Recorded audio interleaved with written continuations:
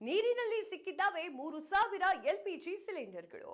ಒಂದ್ ಕಡೆ ದೇಶದಾದ್ಯಂತ ಎಲ್ಪಿಜಿ ಬಿಕ್ಕಟ್ಟು ಎದುರಾಗ್ತಾ ಇದೆ, ಇನ್ನೊಂದ್ ಕಡೆ ಮಹಾರಾಷ್ಟ್ರದ ನದಿಯಲ್ಲಿ ಸಾವಿರಾರು ಸಿಲಿಂಡರ್ಗಳು ತೇಲಿ ಬರ್ತಾ ಇತ್ತು.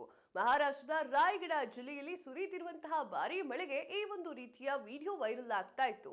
ಏನಾಗಿತ್ತು, ಅಲ್ಲಿರುವಂತಹ ಒಂದಿಷ್ಟು ಎಲ್ಪಿಜಿ ಗ್ಯಾಸ್ಗಳ ಒಂದು ಕಟ್ಟಡಕ್ಕೆ ನೀರು ನುಗ್ಗಿರುವಂತಹ ಕಾರಣಕ್ಕಾಗಿ ಅಲ್ಲಿರುವಂತಹ ಎಲ್ಪಿಜಿ ಗ್ಯಾಸ್ಗಳು 3,000ಕ್ಕೂ ಹೆಚ್ಚು ಎಲ್ಪಿಜಿ ಗ್ಯಾಸ್ಗಳು ನದಿಯಲ್ಲಿ ತೇಲಿ ಬರ್ತಾ ಇತ್ತು.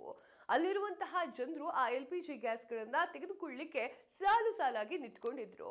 ಏನೋ ಸಾಕಷ್ಟು ಜನರಿಗೆ ಅದು ಎಚ್ಚರಿಕೆಯನ್ನ ಕೂಡ ನೀಡಲಾಗಿತ್ತು. ನೀರಿನ ಕೆಳಭಾಗದ ಪ್ರದೇಶದಲ್ಲಿ ಸಿಲಿಂಡರ್ಗಳು ಕಂಡು ಬಂದ್ರೆ ಸಾರ್ವಜನಿಕರು ಅದನ್ನ ಮುಟ್ಟಬಾರದು ಅಂತ ಹೇಳಿ ಜಿಲ್ಲಾಡಳಿತ ಕಟ್ಟುನಿಟ್ಟಿನ ಎಚ್ಚರಿಕೆಯನ್ನ ಕೂಡ ನೀಡಿತ್ತು. ಏನು ನಿರಂತರವಾಗಿ ಮಳೆ ಬೀಳ್ತಾ ಇರೋ ಕಾರಣಕ್ಕಾಗಿ ಪ್ರವಾಹದ ನೀರು ಆ ಒಂದು ಕಾರ್ಖಾನೆಗೆ ನುಗ್ಗಿತ್ತು. ಪ್ರವಾಹದ ರಭಸಕ್ಕೆ ಪ್ಲಾಂಟ್ನ ರಕ್ಷಣಾ ಗೋಡೆಗಳು ಕುಸಿದು ಬಿದ್ದಿತ್ತು. ಅಲ್ಲಿ ಇಡಲಾಗಿರುವಂತಹ 3,000 ಸಿಲಿಂಡರ್ಗಳು ಕುಚ್ಚಿ ಹೋಗಿದ್ದಾವೆ. ಏನೋ ಸೇತುವೆಯ ಮೇಲಿರುವಂತಹ ನೂರಾರು ಸಿಲಿಂಡರ್ಗಳು ನದಿಯಲ್ಲಿ ತೇಲ್ತಾ ಹೋಗ್ತಾ ಇದ್ವು. ಆ ಒಂದು ದೃಶ್ಯ ಈಗ ಸೋಷಿಯಲ್ ಮೀಡಿಯಾದಲ್ಲಿ ವೈರಲ್ ಆಗ್ತಾ ಇತ್ತು. ಸಂಪೂರ್ಣ ನ್ಯೂಸ್, ಇದು ನೊಂದವರ ಧ್ವನಿ.